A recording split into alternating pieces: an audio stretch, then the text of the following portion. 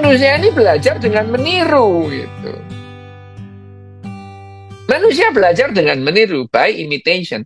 Jadi apa yang dilakukan Gen Z ini sekarang? Lah karena meniru, ada yang ditiru generasi-generasi sebelumnya gitu. Lah gimana? Sekarang Gen Z ini, sekarang ya itu, Gen Z sekarang itu ditanya apa namanya? Ditanya ibu kota provinsi nggak ada yang hafal gitu ya. Loh, memang nggak penting gitu. Kenapa? Lah gurunya juga nggak pernah nanya itu. Berarti nggak penting gitu. Ya, gurunya cuma bilang, itu kan ada di googling gitu. Lah nggak pernah ditanya gitu. Bener itu, kemarin itu ada itu.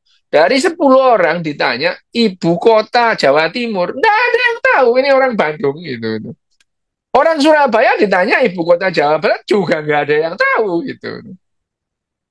Ditanya sama menteri, nggak tahu. Loh, kalau yang namanya generasi X, wah menteri kabinet pembangunan satu, hafal. Kabinet pembangunan dua, hafal. Pancasila dan dasar dharma, hafal gitu. Generasi Z, karena tidak pernah diminta, mungkin nyanyi lagu Indonesia Raya aja kesulitan gitu. Kenapa? Udah nggak pernah disuruh nyanyi gitu. Baby boomer dan generasi X, ya, tiap Senin nyanyi Indonesia Raya, Padamu Negeri, ya, membaca setiap minggu minimal satu kali pembacaan apa namanya pembukaan Undang-Undang Dasar. Hampir semua orang itu hafal dulu ya. Tapi sekarang karena tidak pernah dibaca lagi, ya lupa gitu. Sekarang ya ndak fair, nggak pernah minta, nggak pernah nanya, terus mendadak aja Menteri Pertahanan siapa? Lu nggak bisa. Wah, anak-anak sekarang ini loh. Wah, sekarang ini gampang. Di internet ada. Dulu itu harus baca HPU. HPU itu Himpunan Pengetahuan Umum yang kemudian jadi Repul itu. Dulu awalnya namanya HPU itu ya. HPU, kemudian jadi Repul itu. Wah, dulu kita itu harus pinjem. Sekarang tinggal buka internet aja nggak mau gitu. Ya, tetapi nggak pernah ditanya gitu. Loh, kalau tahun 70-an, lah memang ditanya gitu. Menteri Ekonomi siapa gitu. Menteri Pertanian siapa gitu. Ditanya gitu. Lah sekarang enggak gitu. Mendadak aja ditanya random oleh apa namanya orang yang membuat konten gitu. Ibu kota Jawa Timur mana? Bingung lah mereka gitu. Orang memang nggak pernah ditanya gitu. Loh, sekarang itu tantangan yang dihadapi oleh tiap generasi itu berbeda. Generasi tadi ini dengan generasi Z itu tantangannya berbeda. Sekarang informasi yang masuk yang dianggap penting itu banyak gitu. Nggak penting lah bagi generasi Z itu yang namanya ibu kota provinsi Jawa Timur di mana. Kenapa? Lah memang nggak pernah ditanya. Jadi nggak penting. Yang penting itu apa? Jimin dan Jungkook lagi ngapain? Loh itu penting gitu. Kalau dia nggak tahu Jimin hari ini makan apa, dia ketinggalan informasi itu dari teman-temannya gitu. Ya, loh, jadi ya tantangannya ya berbeda gitu. Yang dianggap penting oleh setiap orang itu tentu beda karena melihat apa yang terjadi sehari-hari gitu. Teman-temannya tahu Jimin dan Jungkook makan bacang misalkan hari ini, besok makan lemper gitu. Dia nggak tahu ya. Loh, dia nggak tahu berarti dia ketinggalan ketinggalan informasi gitu. Kenapa? Teman-temannya ya tanya, kamu tadi ngikuti si Jimin enggak gitu? Enggak. Wah, ya itu. Dia tidak pernah ditanya Menteri Keuangan namanya siapa, enggak pernah gitu. Ayo kita nyanyi Indonesia Raya, enggak pernah gitu. Enggak pernah gitu. Plat L dari mana, plat N dari mana, enggak pernah ditanya gitu. Ya, enggak pernah ditanya. Gitu.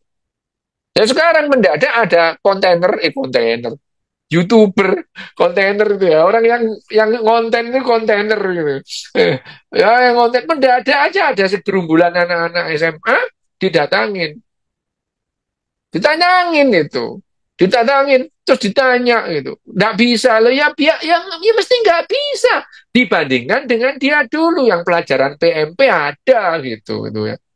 Ini kontainer-kontainer ini memang akhirnya kontainer itu akhirnya mereka itu memberikan stigma kepada yang namanya generasi X. Loh, generasi Z. Loh, generasi Z begini karena yang dilakukan oleh generasi sebelumnya, oleh orang tuanya, oleh gurunya gitu.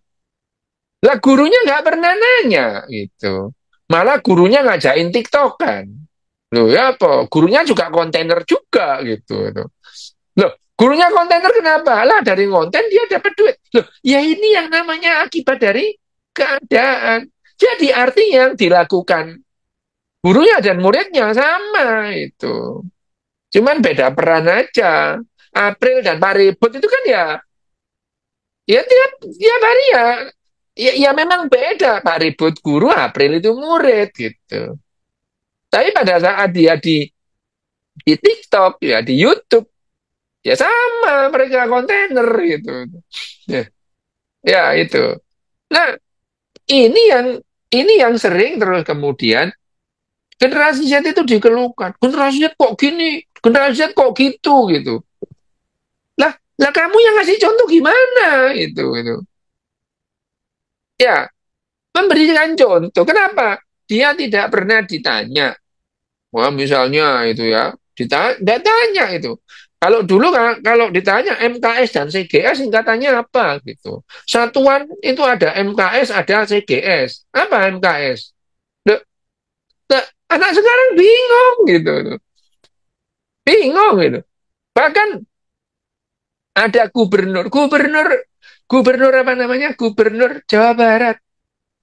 Jawa Barat. Gubernur Jawa Barat tanya kepada anak SMA dan SMP itu. 1 tahun berapa bulan? 12. Kalau 2 tahun berapa bulan? Nggak bisa jawab itu. Kenapa? Lah ya nggak pernah latihan itu. Ya, tidak pernah latihan gitu. Kemampuan matematika menghitung itu perlu latihan gitu. Anak kecil-kecil dulu itu ditanya, 5 kali 5 itu langsung di luar kepala, 25 gitu.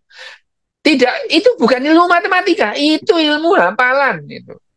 Ya. Kalau ilmu matematika itu yang namanya 5 kali 5, 5 tambah 5 tambah 5 tambah 5 itu. Atau 5 kali 2, 5 tambah 5. Ada nasihat. Atau sama dengan 10. Itu ilmu matematika. Tapi kalau hafalan, 10 kali 10 berapa? 100. Hafalan itu. Hafalan itu. Nah, yang namanya kognitif itu beda-beda. Saya dulu punya teman yang namanya Arifin. Ya. Wah, enggak bisa. Kali-kalian itu enggak bisa. Pin, 4 kali 5 berapa, Pin? Enggak bisa. Tapi aku ngeluarkan duit 5 rupiah 4. Iki piro, Pin? 20. Lo ngerti dia? Itu. Ya. Ya, ini yang namanya bahwa yang namanya generasi Z seperti ini karena mereka dilatih untuk berperilaku seperti sekarang gitu. Siapa yang ngelatih? Lah siapa lagi kalau bukan orang tuanya dan generasi terdahulu itu. Lalu kalau kamu melihat hasil latihanmu kok kamu marah, itu sing yang nggak waras ini siapa itu. Ya, kamu melatih kuda untuk lari, terus kemudian kudanya lari, kamu marah-marah itu. Ini yang jadi pertanyaan, yang jadi titik temu ya. Karena memang tapi kenapa generasi Z, generasi X, generasi baby boomer juga begitu gitu. Karena pada dasarnya otak kita tidak dirancang untuk membedakan ini sebab akibat atau ini hubungan korelasi gitu. Untuk memahami bahwa ini sebab dan akibat itu perlu latihan juga. Jadi untuk menghubungkan dua hal bahwa ini adalah hubungannya sebab dan akibat dan berkorelasi, itu perlu keterampilan, perlu latihan gitu. Ya, makanya kalau sekolah itu nanti sekolah lagi S2, S3 diajari itu kerangka konsep gitu, diajari lagi itu kerangka berpikir gitu, diajari lagi. Itu pada dasarnya keterampilan gitu. Keterampilan untuk berpikir secara rasional gitu. Nah, sama dengan perilaku semua ini ya keterampilan. Dan apa yang dilakukan Gen Z sekarang dilakukan oleh semua orang gitu. Jadi pada dasarnya perilaku Gen Z dan perilaku baby boomer ya sama itu. Pak sama itu. Hanya saja beda negara, beda jadinya. Generasi Z di Jepang tidak sama dengan generasi Z di Indonesia atau di Beijing. Tidak sama gitu. Tidak sama gitu ya. Kenapa? Loh, tuntutannya beda gitu. Kalau di Cina mereka dituntut untuk ngitung, wah macam-macam gitu kan. Nah, di Indonesia tuntutannya beda itu. Ya, yang nuntut siapa? Orang tuanya itu. Yang nuntut siapa? Lingkungannya gitu. Jadi kalau kita menyalahkan generasi X, generasi Z, itu yang namanya kamu buruk muka cermin dijual itu namanya gitu. Ya. Oke, wes ada pertanyaan? Oke, Mbak Ike mau dari YouTube dulu atau Mbak Ike dulu? Kamu dulu deh, silakan. Ya, aku pilih yang nyambung ke Gen Z ini ada satu. Dok, di era digital ini apakah brand road bagian dari evolusi manusia? Karena kan sekarang banyak tuh istilah brand road. Nggak ada lah brand road itu ya. Brand road itu nggak ada, itu ngadi-ngadi lah ya gitu. Enggak lah itu. Nggak ada itu. Ya, Evolusi itu berlangsung itu kalau bergenerasi-generasi baru itu. Nggak ada lah brain rot itu. Bahwa otak kita berpikir secara berbeda, terus kemudian berpikir itu karena keterampilan itu. Ya, karena keterampilan. Yang brain rot itu ya karena kamu nggak latihan aja gitu ya. Ya, jadi melihat informasi itu mengalami kekacauan karena apa? Karena kita juga ada latihan itu membedakan ini hubungan sebab akibat apa korelasi gitu ya itu Oke. ya oke gitu. ada lagi Mas dari Adi. AR. Oh, siapa dulu? Ya, oke. Terus satu lagi ya, tadi soalnya Silakan. pendek, ini agak panjang. Dok, Gen Z ini juga keseringan banget baca atau nyari hal-hal yang bikin dia sedih. Padahal sebetulnya kondisi sedang baik-baik aja, tapi selalu sengaja nyari kesedihan biar mereka merasa menderita. Komentarnya, Dok?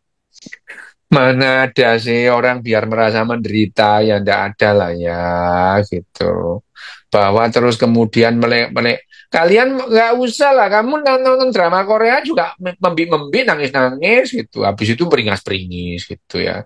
Loh itu kita memang sekarang dilatih terampil untuk itu ya, diterampil. Coba di WhatsApp grup ada yang meninggal, ikut berduka cita, semoga ikut berduka, habis itu, ayo kita makan yuk. Wah, ya, kapan berdukanya? Habis itu ngajak makan-makan cengisan gitu ya. Lah, itu. Jadi ya keterampilan kalian itu ya keterampilan yang dibuat-buat seperti itu. Tidak salah, saya tidak pernah menyalahkan. Bahwa itu adalah konsekuensi dari latihan kita. Gitu loh ya, itu. Ya, ini kita itu. Itu adalah latihan kita. Latihan apa?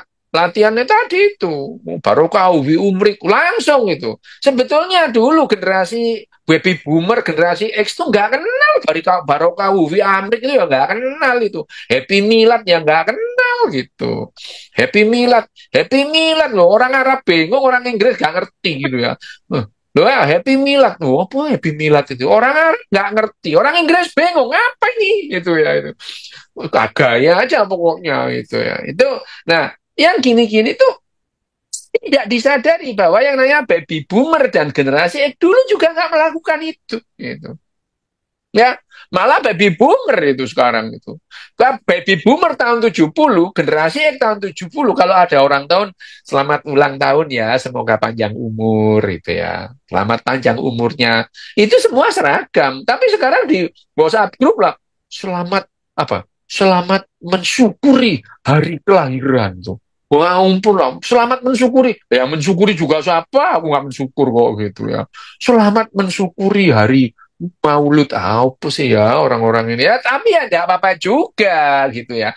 Hanya saja mereka itu lupa dulu dia nggak begitu gitu ya. Ya, artinya yang dia lakukan dengan yang dilakukan anak-anak generasi Z ya sama itu. Tapi generasi baby boomer dan generasi X, wah kita dulu. kita dulu ya. Kamu sekarang merasakan kenyamanan atau kemudahan untuk hidup itu ya. Ya. Nah, generasi Z yang tidak pernah merasakan yang namanya sahabat pena lah, daire lah, ya, melakukan hal yang sama sebetulnya. Ya memang pada dasarnya sekarang kita semua generasi Z yang kita lakukan sama. Apa yang dilakukan generasi Z itu karena niru orang-orang yang lahir terlebih dahulu gitu. Dan dia terpaksa melakukan karena tekanan sosial juga gitu. Sama gitu. Yang dilakukan itu sama gitu. Cuman kalau misalnya generasi Z ini sekarang kalau dimarahi pindah gitu. Lah kamu kalau mau dimarahin pindah ya gak ada yang nampung, orang kamu udah tua gitu. Mau dia apa perusahaan mana yang mau nerima kamu? Kamu paham bahwa kalau kamu pindah itu gak ada yang terima. Sementara Gen Z pindah, oh banyak yang namanya apa namanya yang mau menerima dia kerja gitu. Lah orang umur 50 tahun terus mau keluar dari perusahaannya, itu mau daftar-daftar di mana gitu. Mau nggak ada itu. Kalau Gen Z beda. Jadi yang bermasalah itu adalah komentar-komentar dari generasi-generasi terdahulu yang memberi apa? Memberikan stigma kepada generasi Z gitu. Padahal kalau aku lihat ya generasi Z ya biasa-biasa aja gitu. Ya biasa karena dia menghadapi tantangan yang harus ada sekarang. Tantangannya apa?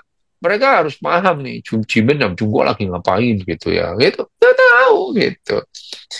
Itu yang terjadi. Yes.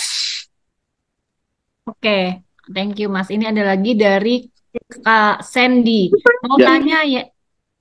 tanya ya, pada saat era pertanian tentunya muncul kasta-kasta tentara dianggap di atas kasta petani dan pedagang. Nah, pertanyaan saya begini ya, Em. Anak-anak kasta tentara pada saat itu apa sudah pasti jadi tentara, pejabat atau politisi atau belum tentu? Hampir pasti ada Oh, kasta gitu. Sudra ya sudra, nggak ada sudra jadi brahmana gitu. hampir pasti. Kalau nggak kerja sama sekali, apakah tetap dapat gaji dan dari upeti? Lah Bagaimana iya, tentara itu kan kerjanya perjalanannya? belum tentu 10 tahun sekali perang, tapi ya dapat gaji gitu. Padahal tugasnya perang ya. Lah iya gitu, memerangi rakyatnya gitu. Bagaimana perjalanannya kasta-kasta itu bisa jadi hilang dan memasuki Mau revolusi panjang, politik? besok ngikuti Ganjem and Stila Cito ya, itu. Itu di apa di timeline IG-nya Cito itu dibahas itu. Silakan. Dibahas mulai awal itu bagaimana itu munculnya apa namanya munculnya apa jenenge tadi aku ngomong spesialis-spesialis non pekerja. Loh, itu. Spesialis non pekerja. Pekerja itu siapa? Ya peternak, petani, itu pekerja itu. Tapi spesialis lain diperlukan apa? Politikus, filsuf itu ya, tukang ngarang gitu. Motivator. Motivator itu belakangan gitu ya. Oke, Motivator itu belakangan itu. Baru ada akhir abad ke-20 baru ada itu motivator ya. Dok, apakah belajar bahasa Inggris penting bagi Gen Z untuk menghadapi persaingan di masa depan? Yang nggak selalu lah ya gitu itu bahwa bahasa sebagai alat komunikasi itu penting iya tapi kan tidak semua orang merasa penting gitu ya ada orang yang merasa bahasa Arab itu penting jadi dari kecil berasal bahasa Arab ya itu tapi ya pada dasarnya orang merasa nggak penting-penting amat bahasa Arab itu gitu karena dari kecil baca doa bahasa Arab baca buku tapi nggak ngerti artinya berarti ya nggak penting gitu itu ya gitu bahasa Inggris. Nah, yang penting bisa I love you. Nah, itu ya. Nah, penting itu I love you gitu ya. Bahasa itu ya kalau dibilang apakah bahasa itu penting? Lu penting, tapi apa belajar bahasa itu penting? Lah kamu mau jadi apa? Gitu itu. Gitu loh ya, gitu. Apakah Gen Z mentalnya di bawah rata-rata, Dok? Nah, ini yang ini enggak lah ya. Mental itu gini loh ya. Mental itu adalah bagaimana kita itu melihat lingkungan kita, melihat pola lingkungan kita dan merespon lingkungan kita yang bergerak ya, binatang, manusia ya gitu ya. Melihat dan merespon itu adalah mental. Sehingga kalau kita berkomunikasi dan komunikasi kita itu efektif, berarti mental kita bagus. Komunikasi yang efektif itu apa? Membuat saling nyaman. Itu adalah efektif ya. Efektif tidak selalu efisien. Efisien dalam hal komunikasi itu nggak penting gitu. Ya, orang pacaran ngerayu itu kata-katanya nggak efisien itu, tapi efektif itu. Ya gitu itu. Jadi yang namanya komunikasi, komunikasi yang berjalan secara efektif itu yang namanya mental yang sehat. Bagaimana kita individu lain, merespon individu lain itu yang namanya mental. Nah, kalau kita itu terus kemudian merespon salah, merespon memberikan kekacauan, tidak bisa berkomunikasi, itu namanya gangguan mental ya, itu. Mas Rio mau menanggapi Apa? saran dari dokter genetik nggak? Apaan? Tera, tolong ceritain ke Mas Dok. Apa sih? Eh, ya, itu apa VT-nya tuh di stitch sama dokter genetik. Kan ada salah satu pengikut kita tuh yang posting di TikTok bahwa kita itu pada 3 minggu pertama adalah perempuan. Mm-mm. Nah, terus si dokter genetiknya nge-stitch dan nge-counter gitu. Katanya, enggak, sebenarnya kita tuh belum tahu itu arahnya kemana gitu. Tapi karena aku nggak terlalu ngerti ya, pokoknya intinya dia bilang bukan bukan perempuan, tapi belum terdefinisi aja gitu. Cuma gitu doang. Itu yang aku omongkan itu sudah jelas sejak tahun 70-an bahwa defaultnya mamalia itu perempuan. Yes, titik. Hmm, Yes. Terserah ngomongmu apa, tapi defaultnya mamalia itu perempuan itu, ya itu. defaultnya Kalau iya. kita ngomong gen X dan gen apa kromosom X dan gen kromosom Z, Y, Y itu nggak imbang besarnya itu. Nggak imbang Nah, besarnya. Tapi karena kalian itu orang awam, ya udahlah, nggak usah sosokan ngerti genetika lah ya. Itu, wis lah itu. iya. Nggak penting banget itu. Bahwa yang namanya perdebatan dalam menarasikan pengetahuan, itu biasa. Iya. Biasa. Hmm. Biasa. Oh namanya, nggak usah gitu. Yang namanya fisika kuantum ada mazhabnya kok gitu. Nggak usah baper lah ya. Gitu. Hmm. Baper amat gitu. Asik. Cuma menarik aja gitu. Wah, gimana nih gitu. Nah, Alah, dari kok kamu itu ya mau menarik apa? Kalau mau menarik, kamu belajar genetika dulu lah, baru menarik. Oh, Oh. gua ngerti genetika, seru-seru. sosokan. Seru apa? Kamu tuh pengen anu aja, pengen berantemnya aja, nggak pengen ngertinya itu. Seneng berantemnya itu. Bener Mbak, senang ributnya. Lain, seneng ributnya, paham juga enggak itu. Eh, benar. Ada lagi yang panjang lebar nih, Mas Riu, ada dugaan manusia zaman sekarang yang terpapar video pendek di sosmed, dalam kurung TikTok dan lain-lain, membuat konsentrasi dan kemampuan kognitif menurun karena instant gratification dari sosmed, dan hal itu bertentangan dengan kebutuhan belajar yang membutuhkan delay gratification dan kognitif ease. Sehingga manusia zaman sekarang, terutama Gen Z, Nah, kesulitan Gen Z membaca lagi. buku. Kesulitan membaca buku atau menonton film panjang. Apakah hal itu benar? Apakah konten sosmed mempengaruhi otak kita secara kognitif? Memang kalau kita sering melihat narasi-narasi pendek gitu ya, ya kita kesulitan membaca buku dengan narasi panjang karena itu adalah keterampilan. Ya, as simple as that itu. Ya kenapa? Ya karena nggak baca buku. Lah karena nggak baca buku, lah yang nggak ngerti itu, ngertinya TikTok gitu. Bayangin aja, aku ngomong sama Sujiwo Tejo 1 jam 47 menit, di TikTok cuma 20 detik itu. Iya, aku ngomong gini itu, ada aja orang yang potong ditaruh di TikTok gitu. Iya, makin laris katanya. Lah ya, lah makanya, kenapa? Ya karena dengan demikian kamu dapat duit. Terus kamu komplain terhadap orang yang ngerungokno TikTokmu. Sing geblek iki sapa ngono. Ya, iya ya itu tadi itu. Motong-motong sendiri, terus kemudian hasilnya itu dikeluh-keluhkan sendiri gitu ya. Ya, iya daripada nonton YouTube lama, Mending nonton TikTok itu bisa di-share kemana-mana, ribut. Nggak ngerti yang diomongkan apa gitu. Aku ngomong sama Pak Gita Wirjawan 2 jam, dipotong aja jegrek gitu. Aku ngomong sama Chania 1 jam, dipotong 20 detik, ribut itu. Dan setelah ribut besok lupa. Oh gitu, gitu. Terus apa? Kamu paham dengan apa yang kamu ributin? Enggak. Sok-sokan tadi itu. Wah, belajar genetika penting genetika apa gitu. Dapat viewer soalnya. Kalau Nah, masalahnya apa? Bayangin aja. TikTok dikomentari. Bayangin aja. Lebih baik dia tuh baca kesalahan keseluruhan, ngerin yang ngomong tentang yang namanya gender, perbedaan seks dan gender itu. 1 jam ngomongnya. Terus TikTok, orang komentari TikTok lah, ya gimana? Terus aku disuruh komentari, ogah gitu. Gendeng aja. Gitu. Kita udah ngomong kayak gitu juga ya, udah nggak Iya. apa-apa, biarin Heeh. aja. Cuman Gitu. orang-orang itu justru ngeceritain ke kita, Mas Dok, kayak ngaduin Lah gitu. ya kan geblekmu juga nanggepin kayak gitu. Kamu Ya nanggepin udah. kan? Enggak, ini Nah, namanya ini kamu nanggepin. ya Gimana? Mas Dok. Kita ngomong ini bukti bahwa kamu nanggepin.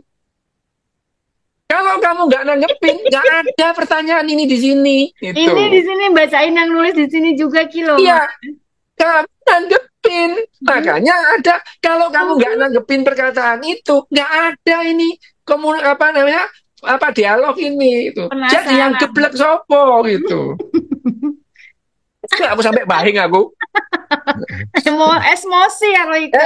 Wes iki, aku mau terbang. Belum. Wes. Oke, Satu wes lagi. iki. Kemana? Ayo. Anak zaman ini mau lapor dong. Anak zaman sekarang kalau ada yang meninggal cuma bilang ilwir. Innalillahi wa inna ilaihi raji'un. Ya, itu lebih bagus daripada ya doakan ikhlaskan kasihan yang meninggal. Itu lebih kepengin dilakban iku lambene gitu ya gitu. Iya ya, ini aku jangan dimarahin nih. Aku baca Kalau mengucapkan innalillahi wa inna ilaihi raji'un, ya gak apa-apa itu. Ilwir. Gak apa-apa itu. Yang gaya-gayaan itu semoga dosanya diampuni oleh Tuhan. Lu kok ngerti-ngerti ya lo kalau itu yang mati punya dosa itu. Semoga dosa-dosanya apa? Di TikTok, jangan dimarahin aku baca ketok loh Mas. Apa? Dokes di TikTok dianggap dokter yang menyebarkan paham ateisme. Lah biarin betul. Mas Fasko Begaman. Lah biarin nanggapin orang gendeng ya ngapain itu. Orang aku omonganku sama Sujiwo Tejo dipotong cetil gitu ya. Cetil. Nah, ya gitu terus kemudian kamu ngomong generasi sekarang nggak mau baca buku. Lah ya kamu nggak mau ikuti YouTube yang 1 jam sama aja, apa bedanya itu. Tanggapan video yang dipotong-potong. Tanggapan tentang video yang dipotong-potong, Dok. Oh, piye? Itu sekarang lagi marak dan menghasilkan uang ya. Iya, menghasilkan uang, betul. Terakhir di YouTube nih ya, ada satu yang katanya pertanyaannya nggak sesuai sama Gen Z, nggak apa-apa, tentang research. Dok, apa benar bahwa tidak ada perfect causality dalam research? Apa karena metode research adalah induktif, terutama research dalam bidang biologi? Iya, iyalah. Yang namanya kesempurnaan kan ya nggak ada. Ini gini loh ya, yang namanya riset itu tidak ada. Riset itu kita mau menemukan sesuatu, mencari sesuatu itu enggak gitu ya. Riset itu adalah menghubungkan dua kondisi. Kenapa kok dari A menjadi B? Ini apa? Kenapa gitu? Itu loh ya. Nah, kalau sudah ketahuan yang namanya mekanismenya jadi pengetahuan. Ya riset itu sekarang begitu. Tidak eksperimental atau tidak. Saya mau mencari obatnya cantengan gitu ya, enggak gitu. Lama-lama orang tahu menemukan antibiotik, antibiotik ternyata bisa ngobati cantengan gitu. Ya tadi yang namanya Alexander Fleming itu menemukan antibiotik itu bukan dalam rangka dia mencari obat cantengan ya, enggak itu. Gitu loh ya, itu. Oke, ada lagi. Dokdes, satu lagi nih, apakah Dokdes masih mempunyai idealisme yang bertahan sampai sekarang, kata Kak Lamhot Wijaya? Idealisme enggak, aku berpegang pada konsekuensi bukan pada ide gitu. Mm-mm. Ya, ide Oke. itu macam-macam. Aku tidak berpegang pada ide manapun. Pancasila lah itu ya. Terus kemudian apa namanya liberalisme lah, terus apa namanya komunisme. Aku tidak berpegang pada ide-ide itu gitu ya. Aku berpegang pada konsekuensi itu. Kalau di suatu tempat itu ya, di suatu tempat ada undang-undang, lah yang ikuti undang-undang di situ itu. Aku tidak mau mengikuti undang-undang Belanda karena aku orang Indonesia loh. Ya ditangkap kamu di sana itu. Eh, Sama, aku tidak nggak ngikuti orang-orang apa namanya undang-undang Indonesia karena aku warga Belanda. Ya wes, kamu ganja gitu di mana di Grogol gitu ya, di kerangkeng kamu itu. Jadi saya tidak berpegang pada ide manapun, idealisme manapun. Aku berpegang pada konsekuensi. Konsekuensi. Nyari obat cantengan ketemunya Jack Daniel kata si Mas Ical. Gaya ke gaya. Iya, Jack Daniel. Wes, aku berangkat ya, wes. Matur nuwun Mas Oke. Dok.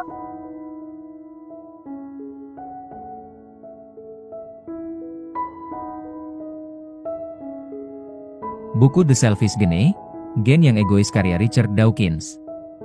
Dinarasikan ulang oleh Jendela Ilmu. Bagian ketahanan. Bab 1. Mengapa ada manusia? Kehidupan cerdas di suatu planet berkembang menjadi saat pertama kali menggali alasan keberadaannya sendiri. Andai dewasa makhluk superior dari antariksa mengunjungi bumi, pertanyaan pertama mereka untuk menilai tingkat peradaban kita adalah, sudahkah mereka tahu tentang evolusi? Selama 3 miliar tahun lebih, organisme hidup telah ada di bumi tanpa pernah tahu mengapa mereka ada, sebelum akhirnya salah satu di antara mereka menyadarinya. Namanya Charles Darwin. Mungkin orang lain telah mendapat petunjuk tentang kebenaran itu, tapi Darwinlah yang pertama kali menuliskan pemaparan yang koheren dan dapat dipertanggungjawabkan mengenai mengapa kita ada. Darwin memungkinkan kita untuk memberikan jawaban yang masuk akal bagi si anak penasaran yang pertanyaannya menjadi judul bab ini. Kita tidak lagi harus lari ke tahayul ketika menghadapi pertanyaan-pertanyaan besar berikut. Apakah hidup ada maknanya? Mengapa kita ada? Apakah manusia itu? Setelah mengajukan pertanyaan yang terakhir ini, seorang ahli zoologi terkemuka G.G. Simpson mengutarakan, inti hal yang ingin saya kemukakan adalah bahwa semua upaya untuk menjawab pertanyaan itu sebelum tahun 1859 tidaklah berharga sehingga akan lebih baik jika kita abaikan saja sepenuhnya. Satu hari ini teori evolusi sudah tak diragukan. Sama seperti teori bahwa bumi berputar mengelilingi matahari. Tapi dampak utuh revolusi Darwin belum disadari secara luas. Zoologi masih menjadi subjek minoritas di perguruan tinggi, dan mereka yang memilih untuk mempelajarinya pun sering membuat keputusan itu tanpa memahami makna ilosoisnya yang mendalam. Filsafat dan bidang yang dikenal sebagai humaniora masih diajarkan seolah-olah Darwin tidak pernah hidup. Tidak diragukan lagi itu akan berubah seiring waktu. Walau demikian, buku ini tidak dimaksudkan sebagai advokasi Darwinisme. Sebaliknya, buku ini hendak menjelajahi konsekuensi teori evolusi untuk perkara tertentu. Tujuan saya adalah mengkaji biologi egois perilaku mengutamakan kepentingan pribadi di atas kepentingan pihak lain, dan altruisme, perilaku mengutamakan kepentingan pihak lain di atas kepentingan pribadi. Terlepas dari kepentingan akademiknya, kepentingan kemanusiaan pokok bahasan itu sangat jelas. Kepentingan itu menyentuh setiap aspek kehidupan sosial kita, cinta dan benci kita, pertarungan dan kerja sama kita, cara kita memberi dan mencuri, keserakahan dan kemurahan hati kita. Ini klaim yang bisa saja dibuat dalam karya Lawrence, On Aggression, Ardrey, The Social Contract, dan Elie Besfeld, Love and Hate. Masalahnya dengan buku-buku itu adalah kekeliruan total para penulisnya. Mereka keliru karena tidak memahami bagaimana kerja evolusi. Mereka berasumsi secara keliru bahwa yang penting dalam evolusi adalah kepentingan spesies, atau kelompok, bukan kepentingan individu, atau gen. Sungguh ironis bahwa Ashley Montagu harus mengkritik Lawrence sebagai keturunan langsung pemikir-pemikir, alam bergigi dan bercakar merah, Nature Red in Thought and Claw, dari abad ke-19. Sepemahaman saya atas pandangan Lawrence tentang evolusi, dia bakal sepakat dengan Montagu yang menolak dampak ungkapan terkenal Tenyon itu. Dua tidak seperti mereka berdua, saya pikir frase, alam bergigi dan bercakar merah, secara mengagumkan meringkas pemahaman modern kita akan seleksi alam. Sebelum memulai argumen saya sendiri, saya ingin menjelaskan secara singkat argumen itu argumen macam apa dan bukan argumen macam apa. Jika kita diberitahu bahwa seorang laki-laki menjalani hidup yang panjang dan makmur di dunia gangster di Chicago, kita berhak menebak dia orang macam apa. Kita tak akan heran jika dia memiliki kualitas seperti ketangguhan, kecepatan jari untuk menarik pelatu pistol, dan kemampuan untuk menarik teman-teman setia. Itu bukanlah deduksi yang sempurna, tapi Anda dapat membuat beberapa kesimpulan tentang karakter seorang laki-laki jika Anda mengetahui kondisi tempat dia bertahan hidup dan meraih kemakmuran. Argumen buku ini adalah bahwa kita, dan semua hewan lainnya, adalah mesin yang diciptakan oleh gen kita. Seperti suksesnya gangster Chicago, gen kita juga berhasil bertahan di dunia yang sangat syarat persaingan, kadang sampai selama jutaan tahun. Itu buat kita berhak mengharapkan kualitas tertentu dalam gen kita. Saya akan menyatakan bahwa kualitas utama yang dapat diharapkan dalam gen yang sukses adalah keegoisan tanpa ampun, ruthlessness. Gen egois ini biasanya akan menimbulkan egoisme dalam perilaku individu. Namun, seperti yang akan kita lihat, ada keadaan khusus ketika gen dapat mencapai tujuan pribadinya dengan cara mengembangkan bentuk altruisme terbatas di tingkat individu hewan. Khusus dan terbatas adalah kata-kata penting dalam kalimat barusan.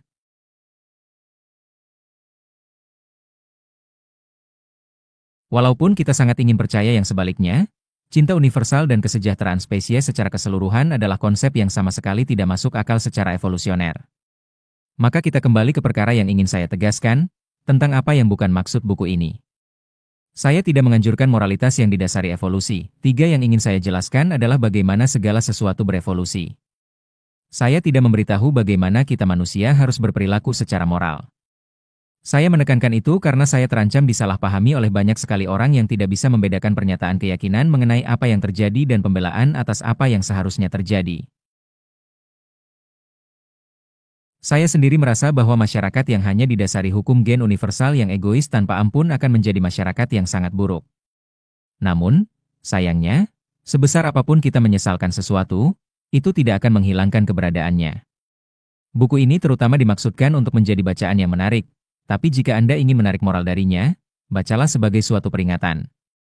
Berhati-hatilah jika Anda, seperti saya, ingin membangun masyarakat di mana masing-masing individu bekerja sama dengan murah hati dan tak mementingkan diri sendiri sehingga tercapailah kemaslahatan bersama. Anda hampir tak bisa mengharapkan bantuan dari sifat-sifat biologis. Mari kita coba mengajarkan kemurahan hati dan altruisme karena kita dilahirkan egois. Mari kita memahami apa yang dikehendaki oleh gen-gen egois kita sendiri. Mungkin setidaknya kita akan memiliki kesempatan untuk mengotak-atik rancang gen, sesuatu yang tidak pernah dibayangkan oleh spesies lain.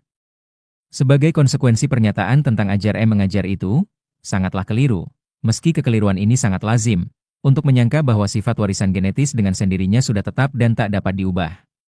Gen bisa memerintahkan diri kita untuk menjadi egois, tapi kita tidak selalu terpaksa mematuhinya sepanjang hidup kita.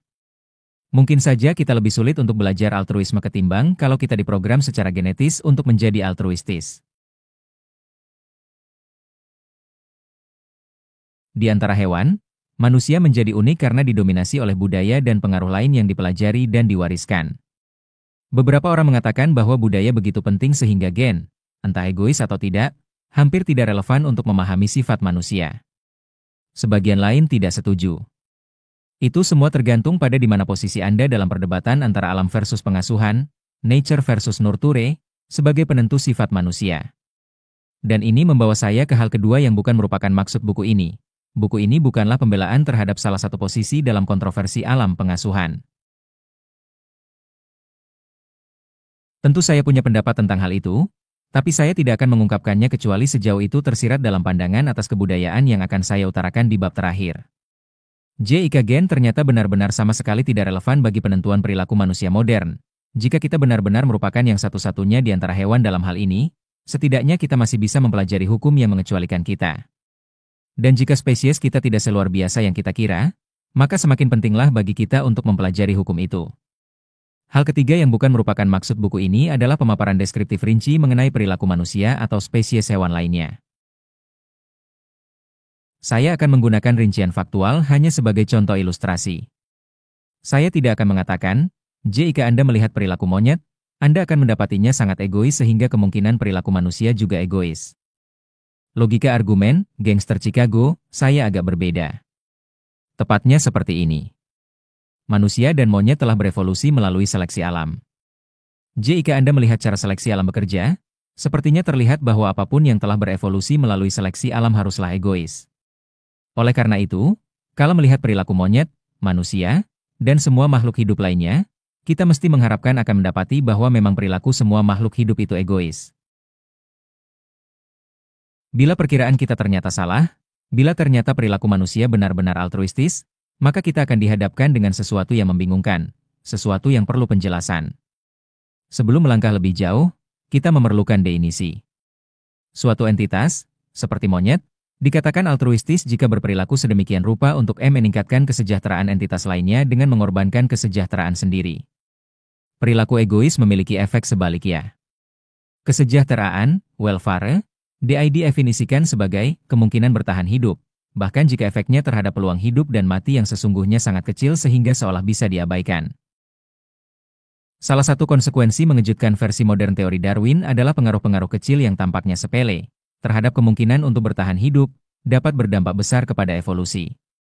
Ini karena ada banyak waktu yang tersedia bagi pengaruh itu untuk menghasilkan dampak yang dapat dirasakan. Perlu disadari bahwa definisi di atas tentang altruisme dan egoisme adalah definisi perilaku, bukan subjektif. Di sini saya tidak menyibukkan diri dengan psikologi motif. Saya tidak akan berdebat tentang apakah orang-orang yang berperilaku altruistis sebenarnya berperilaku begitu karena motif egois yang disembunyikan atau berasal dari bawah sadar. Mungkin benar dan mungkin tidak. Mungkin kita tidak akan pernah tahu. Yang pasti buku ini bukanlah tentang persoalan itu. Definisi saya hanya berhubungan dengan apakah efek suatu tindakan menurunkan atau menaikkan prospek kelangsungan hidup pihak yang altruistis dan prospek kelangsungan hidup penerima manfaat. Mendemonstrasikan efek perilaku terhadap peluang kelangsungan hidup jangka panjang adalah perkara rumit. Dalam praktiknya, kalau kita menerapkan definisi itu ke perilaku nyata, maka kita harus menggunakan kata tampaknya. Suatu tindakan yang tampaknya altruistis adalah tindakan yang, di permukaannya, seolah-olah cenderung membuat si altruis lebih mungkin, betapapun sedikitnya, mati sedangkan yang menerima manfaat tindakan itu lebih mungkin bertahan hidup. Kalau dia mati lebih dekat, acap kali tindakan yang tampaknya altruisme sesungguhnya keegoisan terselubung. Sekali lagi, saya tidak bermaksud mengatakan bahwa motif yang sesungguhnya mendasari adalah keegoisan, tapi efek nyata tindakan itu terhadap prospek kelangsungan hidup berkebalikan dengan apa yang awalnya kita pikir. Saya akan memberikan beberapa contoh perilaku yang tampaknya egois dan tampaknya altruistis. Sulit untuk menekan kebiasaan pikiran subjektif ketika kita berhadapan dengan spesies kita sendiri, jadi saya hendak memilih contoh dari hewan lain sebagai gantinya. Yang pertama adalah beberapa contoh perilaku egois individu hewan. Burung camar kepala hitam bersarang dalam koloni-koloni besar, dengan jarak antar sarang hanya beberapa meter. Ketika baru saja menetas, anak-anak mereka mungil, tak berdaya, dan mudah ditelan. Sangat umum bagi camar untuk menunggu sampai tetangganya pergi, mungkin untuk mencari ikan, dan kemudian menerkam salah satu anak tetangganya dan menelannya bulat-bulat. Camar itu memperoleh makanan bergizi baik tanpa harus susah payah menangkap ikan dan tak harus meninggalkan sarangnya sendiri tanpa perlindungan. Yang lebih terkenal adalah kanibalisme belalang sembah betina yang brutal. Belalang sembah adalah serangga karnivora yang besar. Mereka biasanya makan serangga yang lebih kecil seperti lalat, tapi juga menyerang hampir apapun yang bergerak. Ketika mereka kawin, si pejantan dengan hati-hati merayap ke atas si betina, menaikinya, dan bersanggama. Jika si betina mendapat kesempatan, dia akan memangsa si pejantan, dimulai dengan menggigit putus kepala si pejantan, entah ketika didekati, atau segera setelah dinaiki, atau setelah mereka berpisah. Mungkin yang tampak paling masuk akal adalah dia mestinya menunggu sampai kopulasi selesai sebelum mulai memakan si pejantan. Namun, hilangnya kepala tampaknya tidak menghentikan sisa tubuh pejantan beraktivitas seksual. Berhubung kepala serangga adalah tempatnya pusat-pusat saraf yang berfungsi sebagai penghambat, mungkin saja si betina malah meningkatkan kinerja seksual pejantan dengan memakan kepala si pejantan. 4. Jika demikian, itu merupakan manfaat tambahan. Manfaat paling utamanya adalah memperoleh makanan bergizi. Kata egois mungkin tampak kurang kuat untuk tindakan ekstrim seperti kanibalisme, meski selaras dengan definisi kita. Mungkin kita lebih bisa bersimpati dengan perilaku penakut penguin kaisar di Antartika. Mereka berdiri di tepi air, ragu-ragu sebelum menyelam karena takut akan bahaya anjing laut pemangsa. Andai salah satu dari mereka mau menyelam, sisanya akan tahu apakah di sana benar ada anjing laut. Tentu saja tidak ada yang mau menjadi kelinci percobaan sehingga mereka saling menunggu. Kadang-kadang mereka berusaha saling dorong sampai ada yang tercebut. Perilaku egois yang lebih umum bisa berupa sekadar penolakan untuk berbagi beberapa sumber daya berharga seperti makanan, wilayah, atau pasangan seksual. Sekarang giliran beberapa contoh perilaku yang tampaknya altruistis. Perilaku menyengat lebah pekerja adalah pertahanan yang sangat efektif terhadap perampok madu. Namun, lebah yang menyengat adalah pejuang berani mati.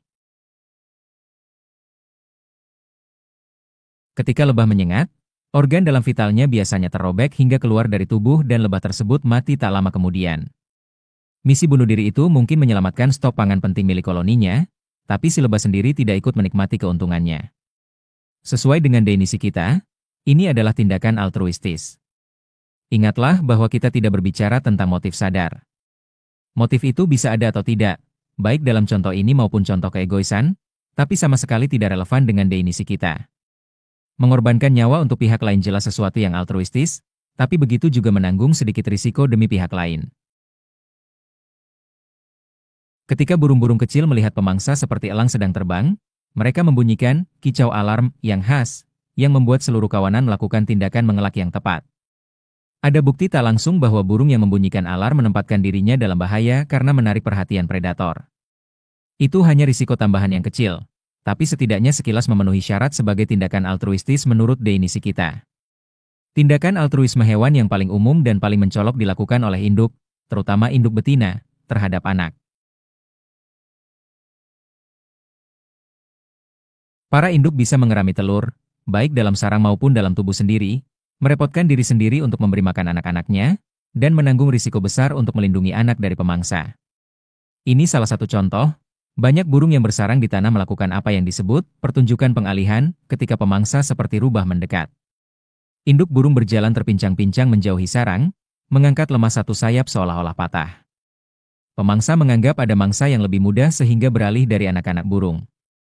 Induk burung akhirnya berhenti berpura-pura dan melompat ke udara tepat pada waktunya untuk menghindari terkaman rubah.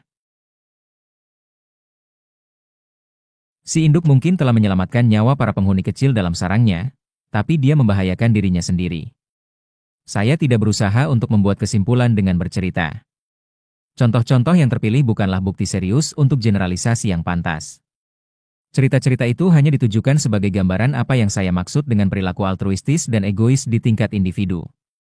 Buku ini akan menunjukkan bagaimana egoisme individual maupun altruisme individual dijelaskan oleh hukum dasar yang saya sebut sebagai egoisme geneselessness. Namun pertama-tama, saya harus berhadapan dengan satu penjelasan keliru untuk altruisme yang telah dikenal luas, bahkan diajarkan di sekolah-sekolah. Penjelasan itu didasarkan pada kesalahpahaman, yang telah saya sebutkan, bahwa makhluk hidup berevolusi untuk melakukan hal-hal demi kebaikan spesies atau kebaikan kelompok. Sangat mudah untuk melihat bagaimana gagasan ini bermula dalam biologi. Sebagian besar kehidupan hewan dicurahkan untuk reproduksi, dan sebagian besar tindakan altruistis pengorbanan diri yang diamati di alam dilakukan oleh induk terhadap anak-anaknya. Menjaga kelangsungan spesies adalah eufemisme umum untuk reproduksi, dan tidak diragukan lagi merupakan konsekuensi reproduksi. Hanya dibutuhkan sedikit perentangan logika untuk menyimpulkan bahwa fungsi reproduksi adalah untuk menjaga kelangsungan spesies. Dari sini, yang dibutuhkan hanyalah salah langkah yang pendek saja untuk menyimpulkan bahwa secara umum hewan akan berperilaku demikian untuk menjaga kelangsungan spesies. Altruisme terhadap sesama anggota spesies tampaknya tinggal mengikuti saja. Jalur pemikiran tersebut dapat dinyatakan dalam istilah Darwinan yang samar-samar. Evolusi bekerja melalui seleksi alam dan seleksi alam berarti kelangsungan hidup bagi yang paling sesuai, it-test. Tapi apakah kita bicara tentang individu yang paling sesuai, ras yang paling sesuai, spesies yang paling sesuai, atau apa? Untuk beberapa tujuan, itu tidaklah amat penting. Namun, ketika kita bicara tentang altruisme, hal itu jelas penting. Jika yang saling bersaing dalam apa yang disebut Darwin, perjuangan demi keberadaan, adalah spesies, tampaknya individu paling-paling dianggap sebagai pion dalam permainan yang harus dikorbankan bila kepentingan spesies yang lebih besar secara keseluruhan membutuhkannya. Dengan kata lain yang sedikit lebih terhormat, suatu kelompok, seperti spesies atau populasi dalam suatu spesies, yang anggota-anggotanya siap mengorbankan diri demi kesejahteraan kelompok, bisa lebih cenderung bertahan tidak punah dibanding kelompok pesaing yang anggota-anggotanya mendahulukan kepentingan pribadi.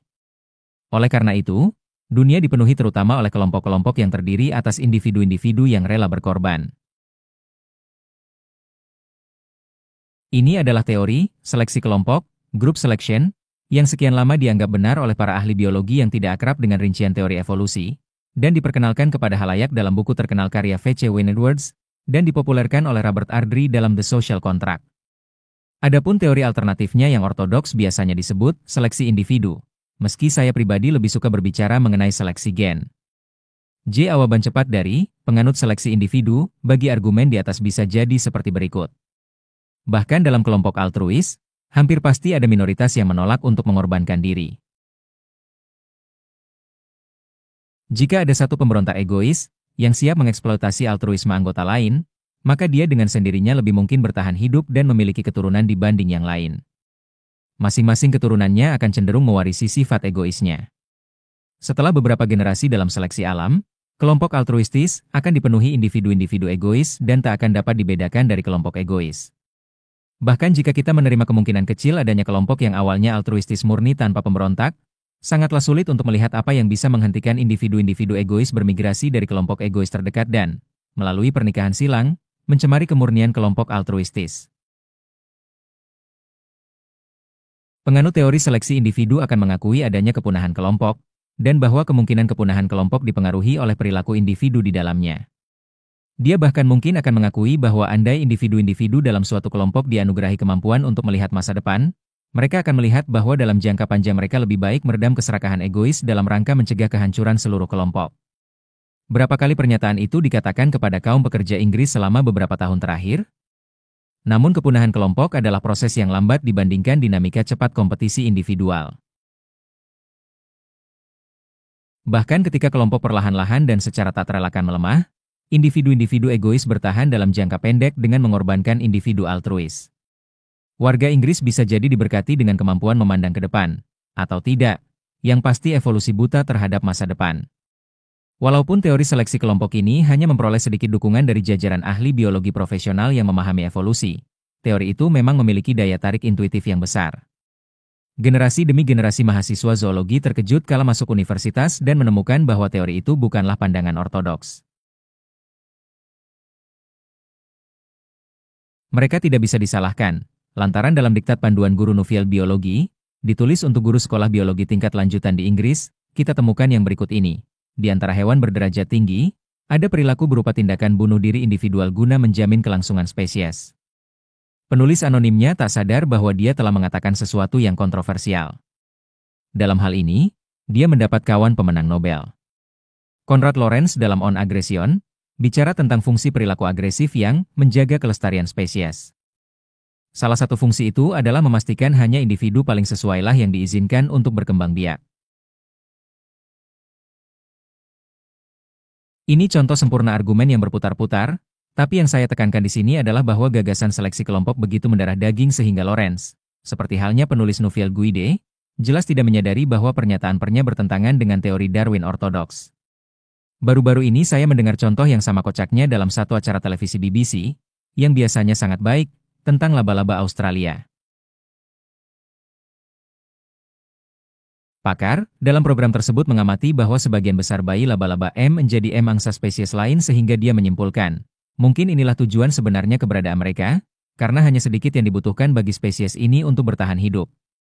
Robert Ardrey, dalam The Social Contract, menggunakan teori seleksi kelompok untuk menjelaskan seluruh tatanan sosial secara umum.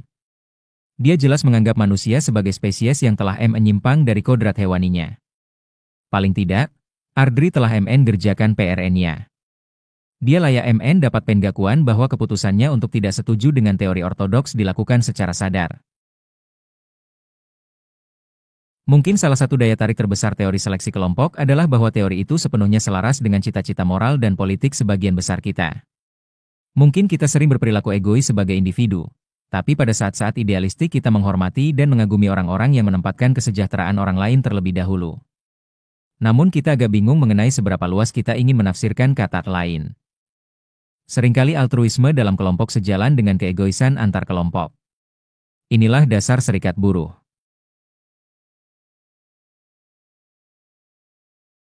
Di tataran lain, bangsa adalah penerima keuntungan utama tindakan altruistis pengorbanan diri, dan laki-laki muda diharapkan mati sebagai individual demi membela kemuliaan kelompok yang lebih besar, yaitu negara mereka secara keseluruhan. Selain itu, mereka didorong untuk membunuh orang lain yang tak mereka ketahui apa-apa tentangnya kecuali bahwa dia anggota bangsa yang berbeda. Anehnya, seruan pada masa damai terhadap individu untuk membuat beberapa pengorbanan kecil dalam upaya meningkatkan standar hidup tampaknya kurang berdampak dibandingkan daya tarik masa perang di mana tiap individu rela mengorbankan nyawa. Baru-baru ini muncul reaksi terhadap rasialisme dan patriotisme, serta kecenderungan untuk menjadikan spesies manusia secara keseluruhan sebagai objek rasa persaudaraan kita. Perluasan sasaran altruisme kita yang humanis ini punya konsekuensi menarik, yang lagi-lagi tampaknya menopang gagasan demi kebaikan spesies dalam evolusi. Kaum liberal dalam politik, yang biasanya merupakan juru bicara etika spesies yang paling percaya diri, sekarang mendapat cemoohan terbesar dari mereka yang meluaskan cakupan altruisme lebih jauh, sampai meliputi spesies lain. Jika saya mengatakan bahwa saya lebih tertarik mencegah pembantaian paus daripada memperbaiki kondisi perumahan bagi orang-orang, saya mungkin akan membuat beberapa teman saya terguncang. Perasaan bahwa anggota spesies kita layak diistimewakan dalam pertimbangan moral ketimbang anggota spesies lain adalah perasaan yang berusia tua dan tertanam dalam. Membunuh orang di luar perang adalah kejahatan paling serius yang dianggap biasa dilakukan. Satu-satunya hal yang lebih dilarang oleh budaya kita adalah memakan orang, bahkan jika orang itu sudah mati. Namun, toh kita suka menyantap anggota spesies lain. Banyak di antara kita enggan menyetujui hukuman mati yang diputuskan pengadilan atas penjahat manusia yang paling kejam sekalipun, sementara kita senang-senang saja menyetujui penembakan tanpa pengadilan terhadap hewan hama yang tak begitu mengganggu. Bahkan kita pun membunuh anggota spesies tak berbahaya lainnya sebagai sarana rekreasi dan hiburan. Janin manusia, yang tak lebih berperasaan ketimbang amoeba, menikmati penghormatan dan perlindungan hukum jauh melebihi yang diberikan kepada simpanse dewasa. Padahal simpanse juga punya perasaan dan pemikiran, serta, menurut bukti eksperimental mutakhir, mungkin mampu mempelajari sebentuk bahasa manusia. Hanya karena termasuk spesies kita, janin seketika diberi hak dan keistimewaan tersendiri. Apakah etika spesiesisme, menggunakan istilah Richard Ryder, dapat diletakkan di dasar logis yang lebih kuat ketimbang rasisme? Saya tidak tahu. Yang saya tahu adalah etika spesiesisme tidak punya landasan yang layak dalam biologi evolusi.